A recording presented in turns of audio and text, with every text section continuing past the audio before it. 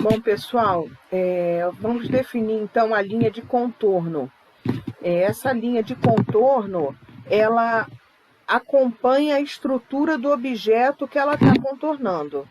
Ela não tem uma independência grande do objeto. Ela, na verdade, ela é mais subordinada a essa estrutura que ela está contornando.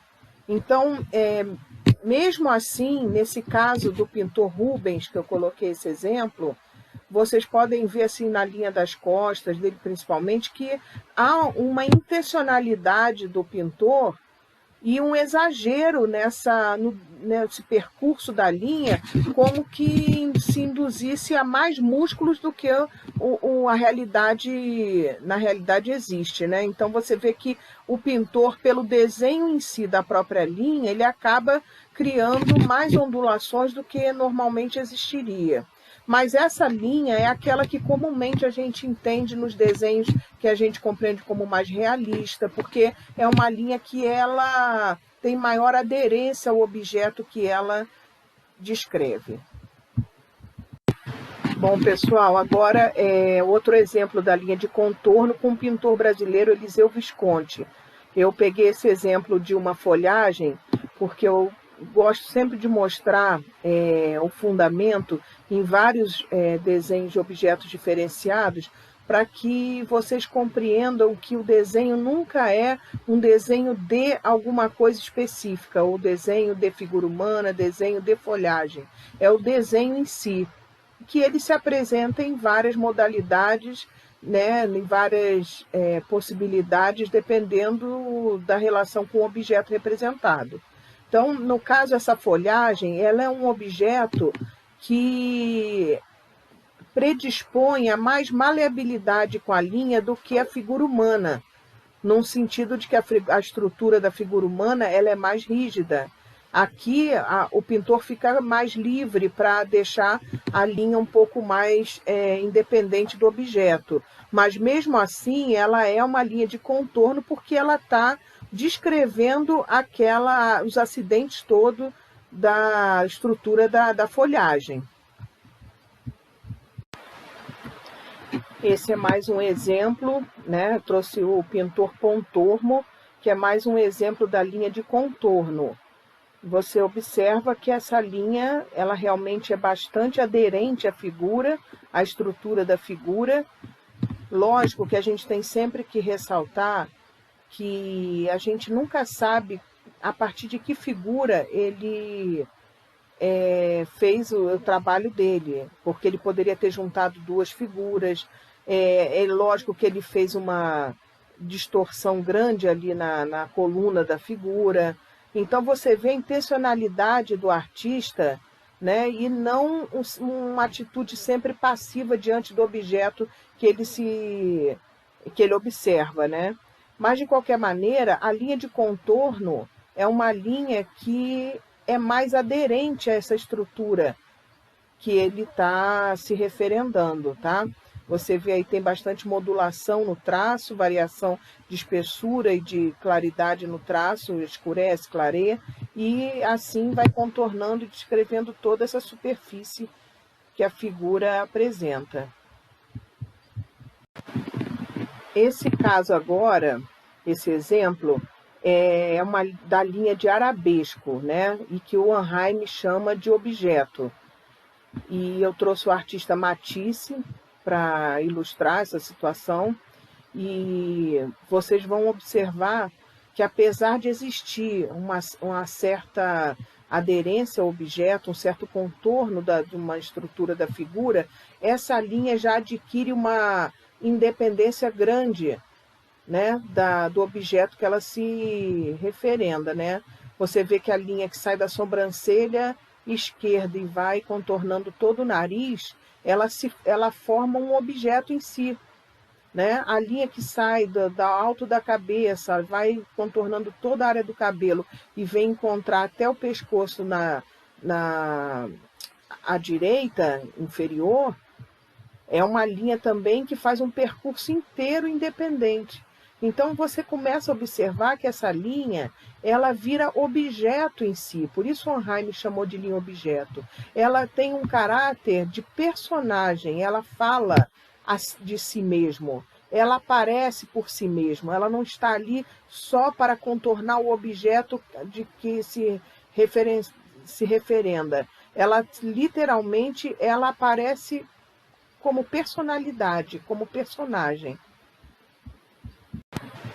Pessoal, esse exemplo agora do Picasso, também da linha de arabesco, né? Você vê como a linha ganha uma autonomia tão grande da figura, né? E esse tipo de linha é uma linha bem abstrata, que ela vem a primeiro plano, ela ganha tanto papel nesse desenho que ela ganha mais atitude do que a própria figura representada. Então, ela é aquilo que eu falei no outro exemplo, ela vem à frente como personagem, ela disputa com o objeto representado, né? Por ela se dizer muito a si mesma.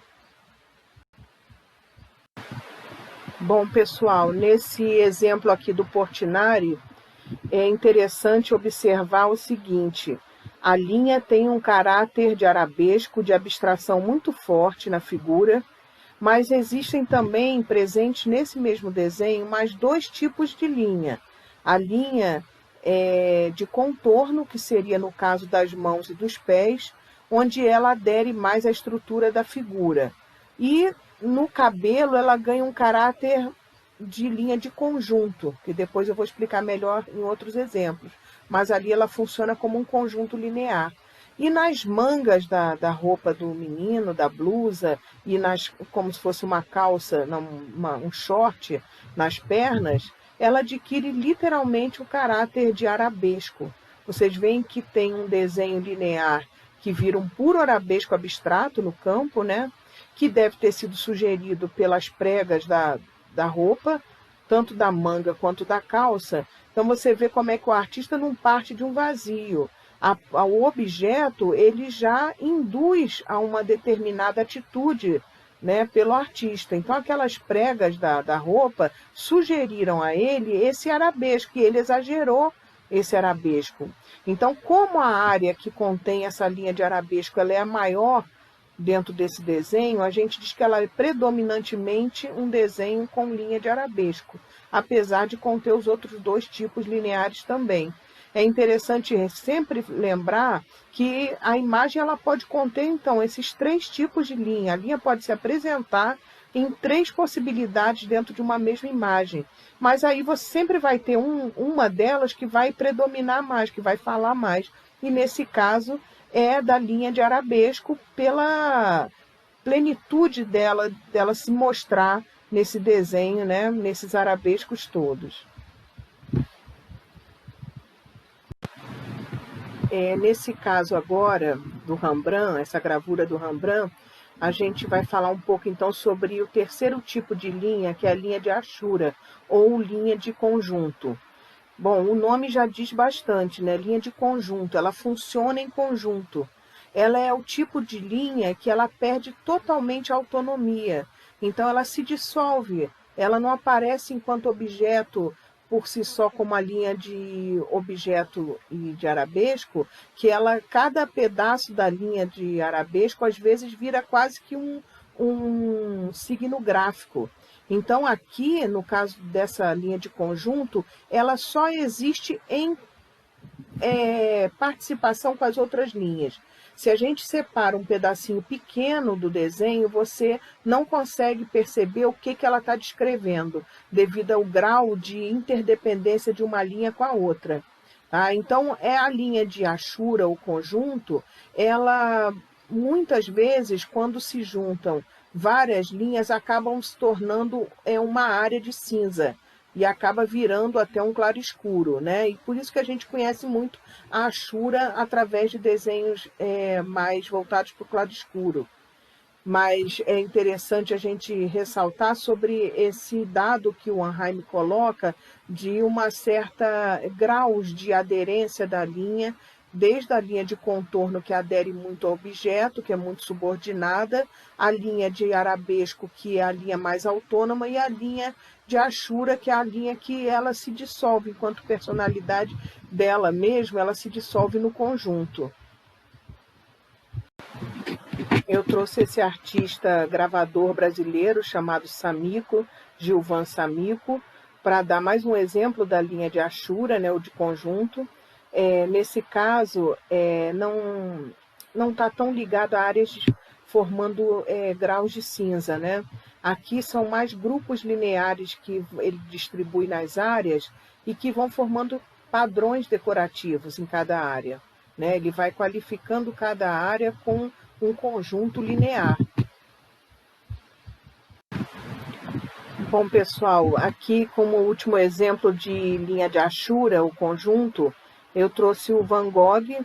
Nesse desenho a gente tem um exemplo bem interessante, que ele trabalhava com pena de cana, uma pena feita, né, por ele mesmo, assim, de ou bambu ou cana, assim, você mesmo vai usando uma faquinha e vai fazendo, apontando, criando a sua pena. É diferente da pena de metal que a gente tem, porque a pena de metal, pela intensidade da força que você coloca no traço, ela vai abrindo e criando um traço mais longo. Esse tipo de material que ele usava, ela era mais rígida, então, mesmo quando pressionava, ela tinha o comprimento do traço era muito pequeno, mais curto, e dava esse tipo de trabalho interessante que o Van Gogh fazia, explorou muito. Mas o mais interessante da gente colocar aí é que em cada momento você vê que ele qualifica criando uma movimentação linear específica. Por exemplo, nas nuvens ele cria um monte de linhas circulares, faz um conjunto. No céu ele fez um certo pontilhismo ali.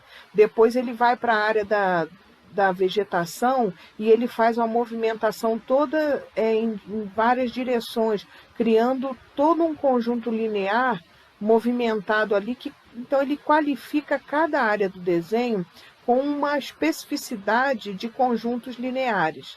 Tá? Então você vê, tem achuras diferenciadas que ele explorou, constituindo cada área do desenho.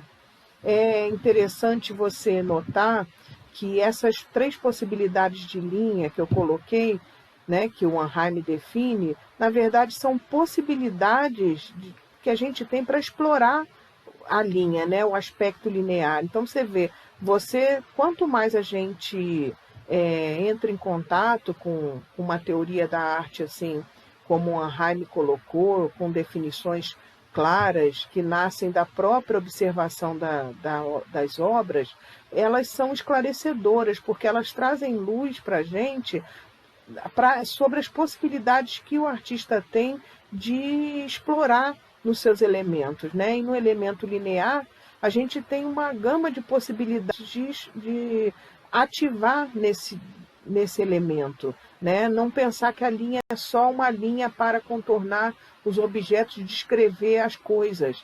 Olha quanta possibilidade a gente tem enquanto aspecto linear.